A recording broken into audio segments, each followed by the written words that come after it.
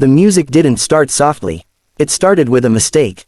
A wrong note from an old speaker crackled through the banquet hall, sharp enough to make a few guests glance toward the back in irritation. And that mistake is exactly why this story matters, because sometimes the most broken sounds are the ones that change lives. Before we go any further, if stories that touch your heart, open your eyes, and remind you of humanity still matter to you, take a second to like this video and subscribe to the channel. It helps these stories reach the people who need them most. Now, let me tell you about the night a single dad waiter danced with a CEO's burn-scarred daughter, and how one song shattered a man's pride he didn't even realize was hurting his child. Ethan Cole had learned how to disappear. Not literally, of course, but in the way waiters do, moving between tables quietly, eyes lowered, body trained to be unnoticed. At 36, he carried trays heavier than his own exhaustion, working double shifts in a luxury hotel restaurant where the plates cost more than his weekly groceries. He was a single father, raising his 7-year-old son after life had taken his wife too early and without apology. Every tip he earned went toward school supplies, rent, or the small blue inhaler his son kept in his backpack. Dreams were a luxury Ethan could no longer afford, so he buried them under routine and responsibility. That night, the hotel hosted one of its grandest events of the year, a private corporate celebration for Alistair Vaughan, a name that carried weight in boardrooms, headlines, and stock markets. Vaughan Enterprises employed tens of thousands, and its CEO was known for discipline, perfection, and an intimidating presence that could silence rooms with a single glance. The banquet hall shimmered with crystal chandeliers and polished marble floors. Everything was flawless by design, everything except the girl sitting alone near the stage. Her name was Lily Vaughan, though few people dared to speak to her. She was 12, small for her age, with dark hair pulled into a neat braid and a long-sleeved lavender dress despite the warm room. The fabric covered the scars that climbed from her wrist to her elbow, pale and uneven reminders of a house fire years ago. The fire had taken her mother. The scars had taken something else, her confidence, her ease, her belief that she was allowed to be seen. Ethan noticed her because she was watching the dance floor long after other children had grown bored. Her eyes followed the music with a longing so quiet it hurt to witness. When a live singer began performing, couples filled the floor, executives and their partners moving stiffly, smiling for appearances. Lily's fingers curled against her dress, then relaxed, as if she'd reminded herself not to ask. Alistair Vaughan noticed nothing. He stood near the center table, laughing politely with investors, posture straight, suit impeccable. To him, the night was about success, reputation, control. His daughter was safe, seated, and out of the way. That, he believed, was enough. The song changed. It wasn't planned. The singer's voice softened into an old, soulful melody, one of those songs that carried memory in every note. Ethan froze near the edge of the room. He recognized it instantly. His late wife used to hum it while cooking, while dancing barefoot in their tiny kitchen, while holding their son before sleep. Without thinking, Ethan tapped his foot. Then he realized Lily was standing.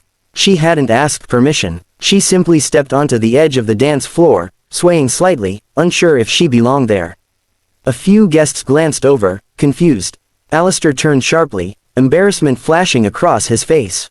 He took a step forward, ready to call her back. Ethan moved first. He didn't know why. Maybe it was the memory of his wife. Maybe it was the way Lily looked like she was bracing for rejection before it even came. Or maybe it was because he'd spent years teaching his son that fear doesn't get to decide your worth. He set his tray down and walked onto the dance floor, ignoring the rules he could be fired for breaking. He knelt slightly to Lily's level and smiled, not the polite smile he gave customers, but a real one. He offered his hand and said softly, "Would you like to dance? I'm not very good, but I promise not to step on your toes." Lily hesitated. Then she placed her scarred hand in his. They didn't dance perfectly. They swayed. They laughed quietly when Ethan spun the wrong way. Lily's shoulders relaxed. Her smile grew wider with every step, and for the first time that night, she looked like a child instead of a burden she was trying not to be. People stopped talking. Phones lowered. Even the singer softened her voice, sensing something fragile and important unfolding. Alistair Vaughan stood frozen. At first, his chest burned with anger. Who was this waiter? How dare he draw attention? How dare he let people see her scars, her awkwardness, her vulnerability? But then Lily laughed, an open, ringing laugh Alistair realized he hadn't heard in years. Not since before the fire. Not since before he'd decided protection meant control. As the song reached its final chorus, Lily rested her head briefly against Ethan's chest, trusting, unafraid. Tears welled in Alistair's eyes before he could stop them. In that moment, his pride cracked. He saw himself clearly, not as a provider or protector, but as a man who had hidden his daughter away to avoid discomfort, mistaking silence for safety. When the song ended, the room erupted into applause. Lily clapped too, cheeks flushed, eyes bright. Ethan gently released her hand and began to step away, already bracing for consequences. But Alistair approached him instead. The room went silent. "Thank you," the CEO said, voice tight, "for seeing my daughter when I didn't." Ethan didn't know what to say. He simply nodded. That night didn't magically fix everything. Lily still had scars. Ethan still had bills. Alistair still had a company to run. But something fundamental had shifted. Alistair began showing up differently, at school events, at dinners, at moments that mattered. Lily joined a dance class. She learned that her scars were not the end of her story. Ethan kept his job. Months later, he received a scholarship for his son through a foundation Alistair quietly funded. And sometimes, when the restaurant was slow and the old song played on the radio, Ethan would smile, remembering the night a simple dance changed 3 lives.